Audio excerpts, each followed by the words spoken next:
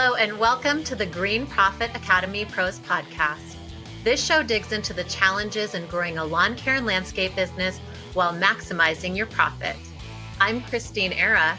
And I'm Steve Bousquet. We are the green industry experts in profit, growth, and leadership. Hello, Christeen. How are you doing today? Good. I'm excited to come back and finish our conversation about pumpkin planting, especially since it is officially pumpkin planting month. And I know Mike McAllis is out there talking about pumpkin planting. We're contributing to the conversation, talking about pumpkin planting. And, pumpkin planting is a great strategy to grow your business and, also scale your business as well. Oh, an absolutely fantastic way to scale a business. It's so much easier to scale a business following the pumpkin plan methodology than the unfocused everywhere for everybody, anytime, for any dollar. That will exhaust you and can absolutely bankrupt you. The pumpkin plan is a much better way to go. So we talked about how to identify your sweet spot. That's where we left over on the last podcast. Now we're going to talk about the value of working with your ideal customer. Yeah. And I think that's something that, when you start looking at like, oh, okay, so I identify my ideal customer, then what, right? Like, what is it really going to bring? And I think it's a hard reality, or to imagine, right? Or envision, because if you're working on identifying your ideal customer, it means you never have before. So you haven't yet experienced what it's like to work for them. And also you haven't experienced how much it can change your business and what does that mean. So I think it's important to not just tell you like, hey, what's the value, right? But I would love, again, for you to share, Steve, on some of the things that you have seen come into your business, the valuable things from identifying and working with your ideal customer. And I know we were just talking, before we hit record, we were chatting about how we forget, right? Like we forget the pain that we were in or the challenges we were experiencing, in our past life business, right? Like how things were before we got things dialed in. And it's really easy to forget. And then when you reflect, you're like, man, that is hard. What were we doing? So, one of the things that's valuable is like that mutual benefit that we were talking about, right? It's like you bring some sort of benefit or quality or value to your ideal customers. And then there's this benefit that you experience in your company to where it's easier for your employees to do their job. People feel proud to be part of that company. They love working with the customers that you serve. So it's a mutual, benefit relationship. And then there's that mutual growth as well. So your ideal customers can help you refine your offering, leading to more sustainable growth. So they can give you that great positive feedback for you to make those little changes in your business and know what you need to keep doing more of and what you should stop doing. So, and really, there's people out there that pay coaches or advisors thousands upon thousands of dollars just to find this out. And what you can do with the pumpkin plan strategy is you can figure that out yourself. And you can ask the people that really matter and get it right the first time, which is your ideal customer base. And working with your ideal customer, it's kind of a game changer. And I was sharing with you earlier about, before Pumpkin Plan, I was going back to 2012 just as a comparison, our renewal rate. So how many people renew with us compared to 2012? So now we're renewing at 90% for our lawn care for customers that have been with us for 2 years or more. And that's up 20% from 2012. And then for first year customers, so customers that were with us last year, now they're renewing. Now they're renewing at 72%, and that's up 22% from 2012. So, and when you're talking 20% for each one of those categories, the size of my business, you're talking over $500,000 a year that we're renewing now that we weren't renewing before. And it's hard to grow a company when you don't have your current clients renewing. So people would say, well, 72% for, first year, what happens? Lots of things happen. Unrealistic expectations, their immutable laws or their values didn't line up with ours, whatever the reason. And we're fine with that, because if, we'd rather kind of break that relationship and after the first year than suffer through it.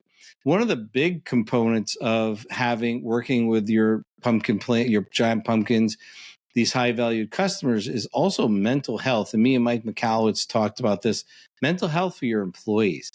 Dealing with difficult customers that don't line up with your immutable laws and the company's values and are constantly grinding emotionally and mentally on your team, they suffer. They don't, you don't just work all day, get beat up and go home and forget about it like it never happened.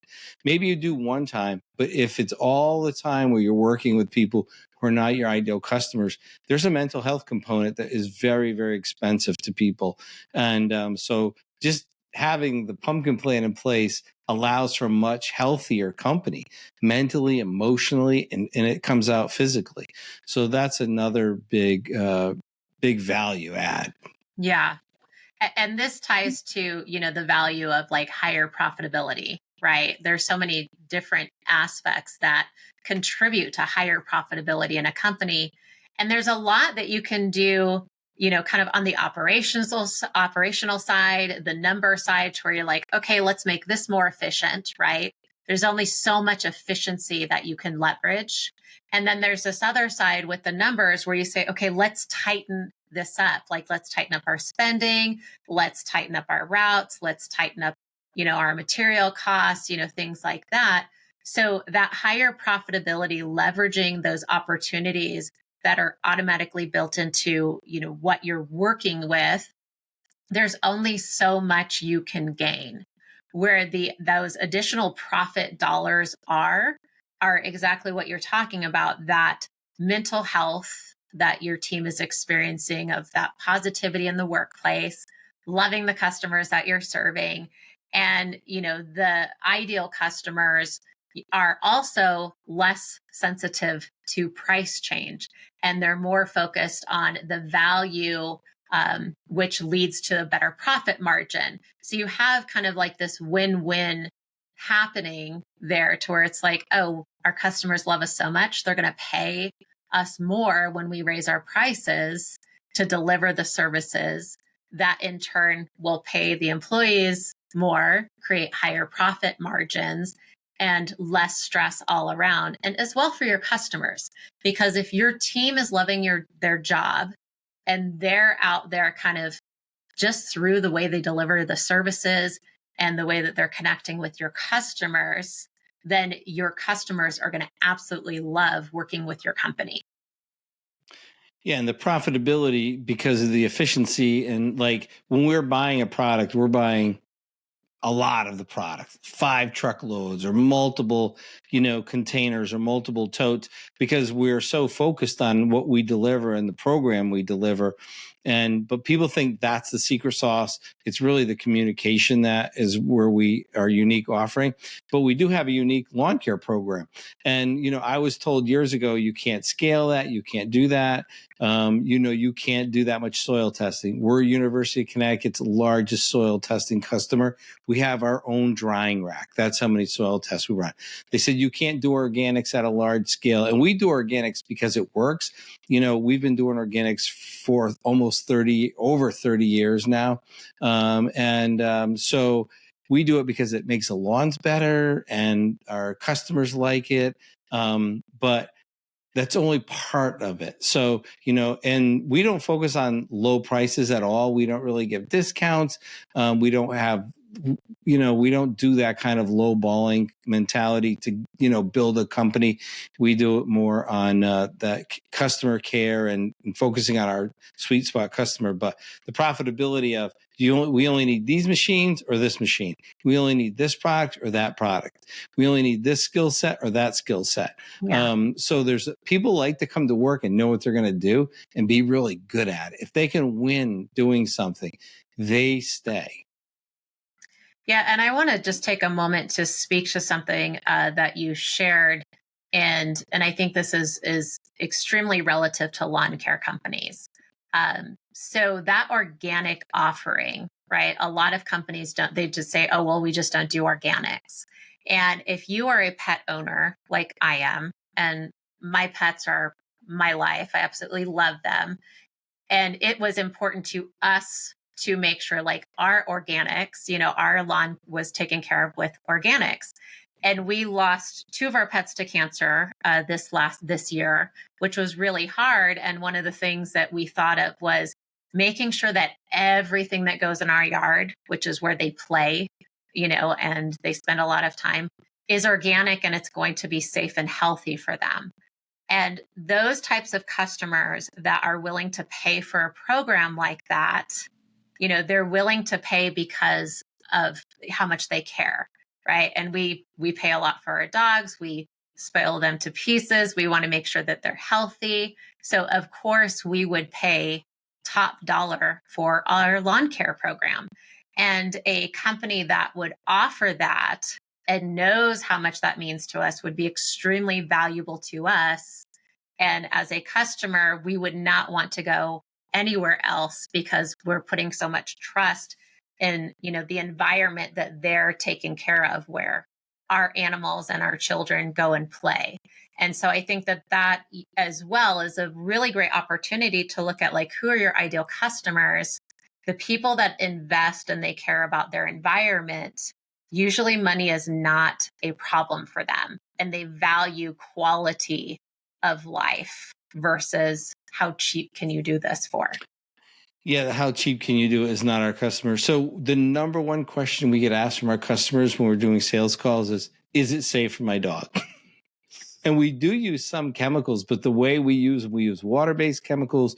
We only use them at very specific times of the year. So we're reducing any exposure so we don't do weed control on every application, right? It's only at very specific times of the year. We don't do insect control on every application. So when we are doing it, we're reducing the risk to any of their pets and kids and even the environment. So you do have to live with a few weeds on our program, but the grass is going to be green and the soil is going to be healthy and your dog can go out and play on it.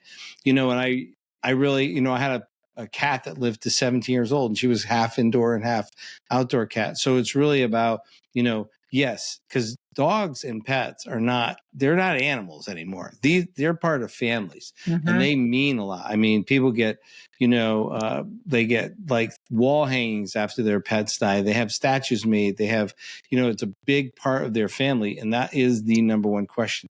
So focusing on that is always like, that's the first thing when we look at a new product is what's the impact on the pet?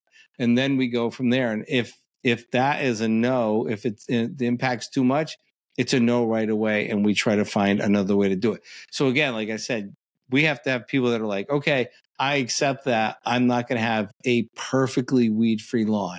Yes. It's just part of the program. But your grass is going to be super healthy and everybody's going to be able to enjoy it. Yeah. And I think that's, again, like focused marketing, right? It's another value, enhanced satisfaction. So knowing like who your ideal customer is and the marketing that you can put together so you're spending efficiently. And we talked about that in our last episode about the amount of money that you saved once you dialed in your ideal customer and the marketing strategies that you implemented. It was very focused. You have a higher re-sign rate. You are spending less money on marketing. And I'm sure you have a very high ROI on your marketing because you know exactly who you're marketing to and you're not wasting any time. Core Growth Strategies provides business growth management solutions through cloud accounting, bookkeeping, and strategic business consulting programs. Our team works with small businesses in lawn care and landscape and trade industries throughout the U.S. We increase our clients' business acumen by creating business performance transparency through financials and strategic advisement based on industry best practices and benchmarks. Our experienced team provides support, guidance, and coaching, thereby allowing our clients to connect with viable data and discover their own solutions. Core Growth Strategies programs and services are designed to get your business from where it is now to where you have always dreamed it to be. Visit us today at coregrowthstrategies.com and follow us on Facebook, Instagram, or LinkedIn. Don't miss our exclusive limited time podcast special. Just mention promo code GPA Pro to any member of our team during your complimentary consultation, or enter the promo code on our site when you sign up for one of our online programs. That's promo code GPA Pro. Yeah. And, if I added up from the time that I figured out the marketing, it's over $400,000 that I saved. So, literally a small fortune. Yeah. By not just, wasting money on marketing that wasn't effective and wondering, it made sense to me to do it like, oh, fill your routes by doing this. And that just didn't work. And I was like, well, I need to do more of it. I must be doing something wrong. And if you have a marketing company that is telling you, hey, you're not getting results, you need to spend more money, that most likely is not the answer. It's you're fishing in the wrong pond, right? You're just not connecting your message to the right pumpkin patch. Yeah. And it ties back to that enhanced customer satisfaction, which is another value, because you're serving the right customers. They're sharing positive feedback with you, saying, hey, do this, do that, or don't do this, or don't do that. And it's satisfying, again, for your team, your community, how you guys, show up in your community. Because I know that you guys do some volunteer work, you sponsor several things. So there's just so many positive aspects that come to the table. And your customers then are also very proud, like, hey, this is the company that does our landscaping. This is the company that does our lawn service. And there's just kind of like, this community that's created just by being part of your community. Right. It's hard to go anywhere and touch any kind of activity in the community that we're not a part of in some way through sponsorship or volunteerism. I know you give paid time to your team to go volunteer in the community. We give paid time for that. I had really something that I got to do this year that I never had dreamt that would be possible. We got to be the sponsor of one of the symphonies in our local orchestra. And, we had our name up in lights, and we got a lot of publicity around that. But it was just, I love classical music. I love having a community that appreciates that. And this orchestra does a lot of work with youth. They cut back so much music in the schools. They do a lot of work in the youth in the schools.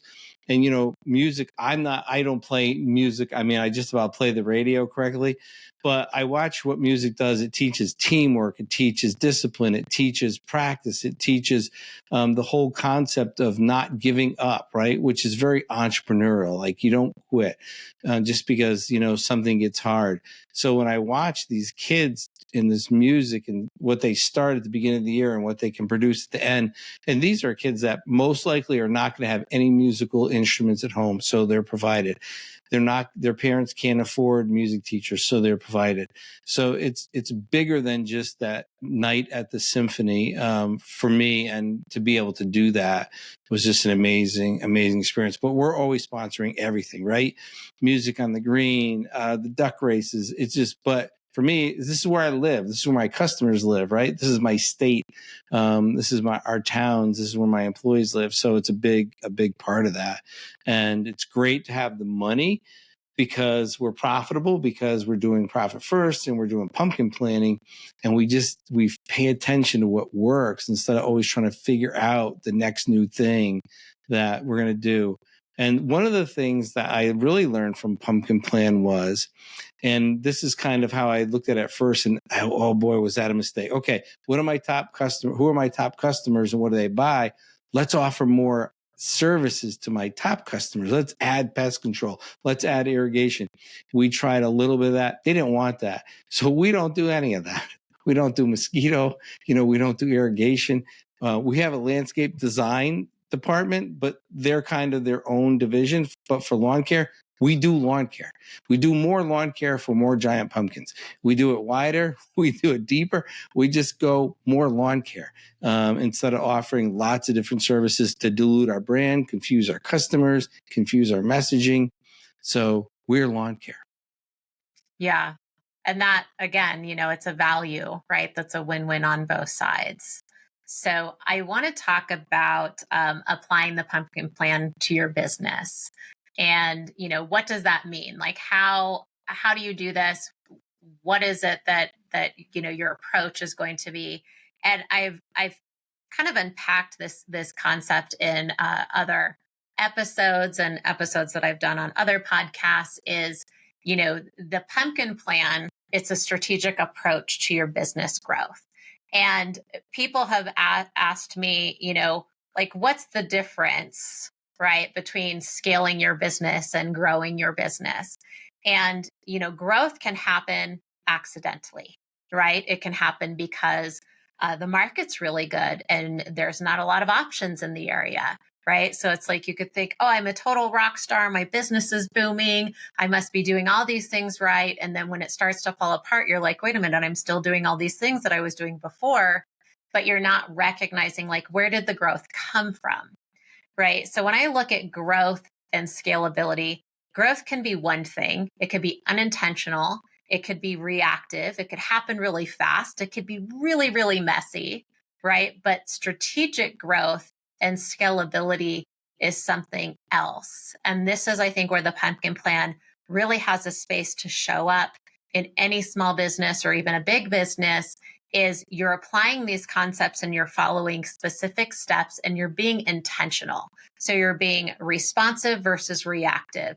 You're knowing what's contributing to the growth. You're setting the stage for the scalability, and you're basically owning that space of scaling your business. The business isn't driving you, you're driving the business. And it could be very expensive when a company explodes with growth. And I've seen this happen. We work with clients where this happens with, and we're kind of going back and we're putting in the strategies and we're putting in the systemization and these other things to get them back on the rails because they just grew so fast and they grew out of the old business model and they didn't have the new business model set up to support them. So the strategic approach, of course, is identifying your sweet spot. So these three key elements that we talked about in our previous episode. So these are the elements of your business that intersect your sweet spot. So your top customers, your unique offering, and your systems and process. So these three elements must be present. And we've been asked that before, like, what if I have two and I kind of maybe have one? So they all need to be present and align with each other in order for your business to grow efficiently, effectively, and really gain that traction and not fall behind, right? Like fall back and you're like, oh, we left that hole back there, we'll be fine. And then the next thing you're falling in that hole. So if you can find your sweet spot and then later focus on growing it, then you have that seed that you can cultivate for your giant pumpkin, which is growing that giant business. And I think, Steve, this is really where you started gaining traction, because I know over the past several years, you grew and grew. You were kind of like at the spot where you were stuck revenue-wise and size-wise. And then you made a few tweaks around the sweet spot of your business, and you guys just, kept going up and up and up from there. Yeah, once we identified who our customer was, the messaging, the sweet spot, and you're right, you have to have all three. Because if you don't have all three, it's just tripping up. And don't get me wrong, it's still hard. Business is hard, even if you're doing this. It was hard for us to grow. It was hard for us to dial this in. It was hard to develop all this stuff. It happened slowly and one step forward, two steps back, two steps forward, one step back. It was still hard. But I will share with you, if you don't do this, it's even harder. I mean, it's kind of like wearing a backpack full of rocks, and you can either, kind of have a direction to go in, or you're just running all over the place, like with no direction. Business is hard. So this just simplified it. But once we got it dialed in, it was like, it made it much easier. And if people come to my business, they'll see the calm. Everybody who comes here, it's so calm. Why is it so quiet? Because everybody knows their role. We know who our customer is. We know what we deliver. We know our messaging. And it happens because of being really focused with the pumpkin plan and profit first. If we hadn't had the two in combo, we've more than doubled in 5 years, right? And if we hadn't had the combination of those two, it would have been painful. And not only did we double, I'm 80% out of the day-to-day of the lawn care. So, when you can more than double your business and reduce your day-to-day, that means you have all three of the rings, right? Your customer's unique offering and your systems and processes. And then you just let your team, who stays because they're winning, and your customers stay because they're winning, it just continues to grow. Yeah, and I know over the years, you've had conversations with myself as a pumpkin plan strategist, Donna Lyons, who runs the Pumpkin Plan Your Biz, and she's the lead, head guru over there around pumpkin plan strategy. You've had conversations with us on little areas that you just really needed to fine tune your sweet spot, and you're kind of going, well, should we do this, or should we do this, or what about this, or how should I approach this, or but you leaned into the experts to really clarify your sweet spot of your business and not just take it on a whim. It's like you're very intentional about having those conversations, with some strategists who really know this concept and can really guide you in the right direction. I think it happened much quicker and much easier by working with strategists. I don't, honestly, if I hadn't, I don't know if I would have gotten there. Right. So, I don't learn real quick, but I learn real good. But one of my business hacks is to talk with people who are good at it and learn from them instead of trying to discover and learn everything on my own. You're a top pumpkin plan strategist. We're very good friends. We're business partners. Donna Lyons is a very good friend of mine, and they're actually having strategists come to visit my business in June. So I got to find Mike McAllowitz. I got to know very well. So just having those constant resources was just a wealth of knowledge and help, and helped me accelerate the growth of the whole implementing the pumpkin plan, into the business. And it was hard, and I had been doing it for a number of years, and we're still improving. We're still discovering. I'm not going to tell you that I have this 100% dialed in or all figured out. We're still having conversations about what else could we do? How else? What are we missing? Right. And we're always discovering. And sometimes it's like, it's right in front of us and we didn't see it, or we didn't want to see it or feel it. It usually shows up in an emotional time where you're like, why are we feeling this pain? What are we not paying attention to? And that's why now, and I know not everybody can have this, the business is not structured. We have an inbound call person, right? Not cheap. Hey, I'm going to hire somebody just to answer the phone and train them to answer the phone and get them to the people they need to talk to. And they have 180 seconds. We have an outbound person whose her job is become a customer liaison. She's very knowledgeable, is to make outbound calls.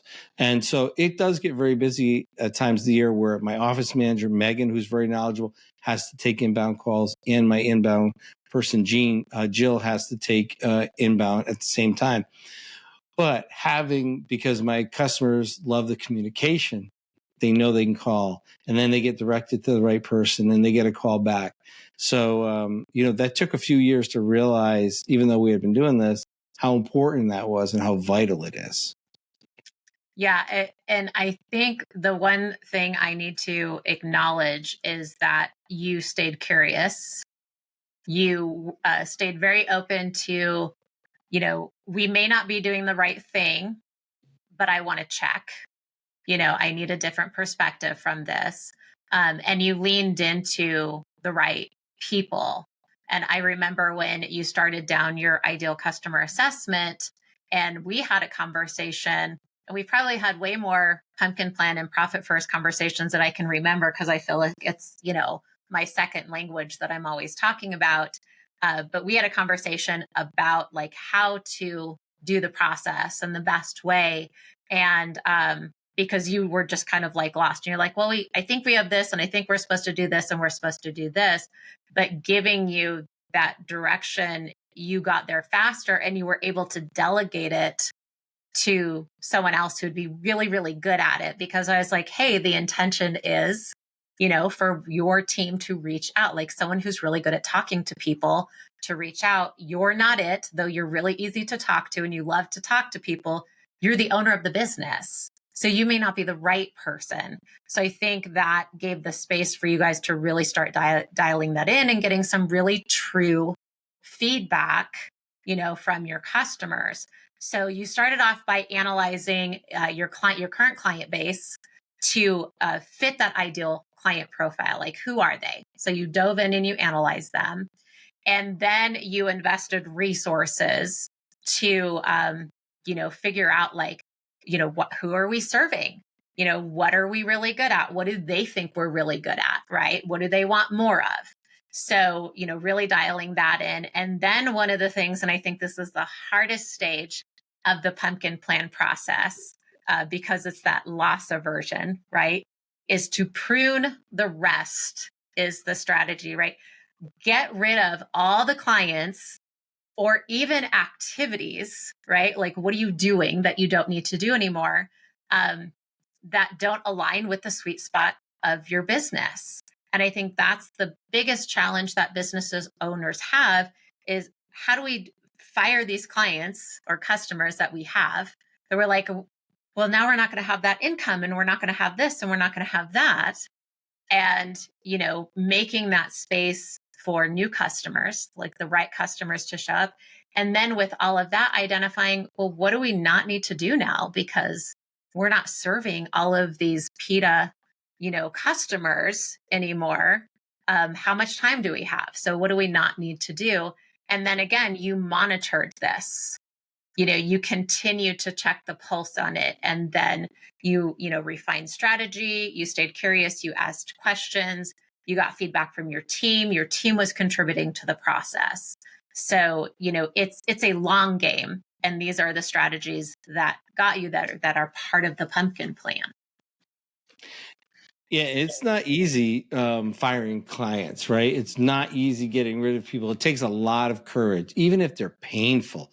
And I ate a lot of over the years. I mean, over 40 years of business, I'm up to my eyeballs in eating, crap from bad customers and people that didn't align, because I thought that's what you did. The customer's always right, and you have to take it no matter what. And it's not healthy. It's not profitable. It's low margin. And they're literally robbing you and your family and your community. So one of the things, like, people say, well, just raise prices. I would not advise that. I would, if they're not an ideal customer and they're your bottom 20%, and that's really what we focused on initially, was getting rid of the bottom 20%. And instead of just raising their prices and hope they went away, we broke up. Yeah. We did not pretend, we're going to raise your prices. And it was like letters we had to send out or phone calls we had to make and say, look, you're not happy with us. You don't pay on time. You complain. You're like complaining every time we do anything. And anytime we don't do anything, you're complaining. And what I found out was they're the complainers. They complain about everything. It's not you. It's not me. It's Just they're the complainers of the world, and they don't even realize how miserable they are. So don't bring that misery into your company. And we've talked about how to get rid of people. Just be honest with them. The values don't align. What we do doesn't align to what you want. Find another a vendor. Here's some other vendors that you might align better with. And doing that, it takes courage. But what we found was it opens up time, space for the giant pumpkins, the ideal customer, the talents and skills. We could sell equipment. We didn't need to stuff our season full of all this like stress, trying to satisfy people that would never be satisfied. So yeah, but like I said, you did a very similar thing. You realigned your whole company. I mean, it takes courage. Again, it's an entrepreneurial skill, that level of courage. Yes. Yeah. I actually got rid of 50% of my revenue within 3 months. And which is a very scary thing, right? It's like, let me pull this tablecloth off of this fully set table, right? Without moving a dish. And for the longest time, I was going, well, over time, I'll replace them, right? Like as I get a new client, I'll fire an old one, this and that. And it didn't work. That strategy didn't work. I had to identify who are the pumpkins, in the company that didn't serve our company. They're not our ideal customer, but you know what? They're going to be someone else's ideal customer. And I just needed to realign that. And some of the things, like you said, like you could raise your prices. You don't suggest that. I only say, I don't suggest that if you have your pricing right. Like yes, if you have your pricing dialed in, and you guys totally do, then, the pricing strategy isn't the first out the gate. But if your pricing is wrong, it's going to make that getting rid of those bad clients really easy. And it's also going to, help you see that there's clients you might have thought were your ideal clients that just aren't, because they're not valuing your services. So that's a great strategy. But then again, it just might be time to break up with them. And that's kind of what I did. Some clients I raised prices on and they stayed and they became better clients. And then others, I just went, hey, I think it's time that we part ways. We're doing a restructure of the company and our offering, and we don't have the capacity at this time. And what we found in doing that is we were working smarter, not harder. We were generating more profit in our company because it wasn't sucking up the resources that we had. And the new offering that we structured to our ideal customers became a profit center in the business. So that's another, hidden outcome of pumpkin planning is you identify what your profit centers are. And you shared on this, Steve, as you said, first we started offering all these new services to our top clients, but we found that that wasn't beneficial and it wasn't profitable. And you noticed that your lawn care service was your profit center, and that's all you had to offer. Yeah. And, getting rid of customers by raising prices, if your price is dialed in, that's one way. Breaking up is another way. But also we did find opportunities. We said, hey, why don't we offer the people that are not in the top, like 20%, an opportunity to buy into the top 20%. And people did. And so there's opportunity there to allow them to upscale. They didn't know that was available.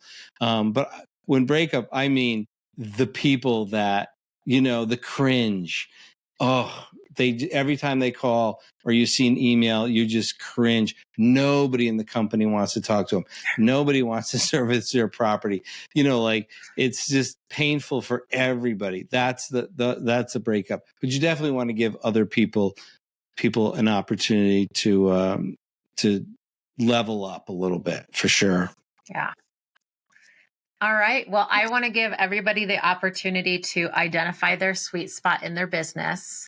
So we are going to include a link in our show notes for you to take a free sweet spot assessment. So this is an assessment. We took the sweet spot assessment. We turned it into an online tool. And so when you go there and you take this assessment, it's very easy. It's not that many questions. It just takes a few minutes, but it will not only tell you where your sweet spot is dialed in, it will tell you where it isn't dialed in. And it's also going to give you some insight on what you need to do to get it dialed in. So I'm going to share that link in the show notes, and then I'll also share a link for a consultation. So if you take your sweet spot assessment and then you want to reach out to us to dive into it deeper, if you have more questions, we also invite you to do that. You know, I will share one of the things, and I kind of beat myself up around this, and I was like, oh, the book's only been out for a couple of years. I was like, why didn't I do this before? Like, you know, as soon as I became aware of it, I got pretty serious about it and worked really hard on this. And it still took time. It still took a lot of work. But, you know, other things that I improved on, my regret is always like, why didn't I do this before? So, you know, if you're thinking, if you're been in business for a few years, or you've been in business for a long time, you just want to make it easier, you want to make it more profitable, just take the time to take the assessment and see the possibility. That is what I would like really want you to encourage you to do, because business is hard enough, and this is just one tool that makes it better. Yeah. All right. Well, thank you for joining us on this edition of our podcast, and we look forward to you joining us on the next edition. Thank you. Thanks for listening to the Green Profit Academy Pros Podcast, the show that digs into the challenges of growing a lawn care and landscape business while maximizing your profit.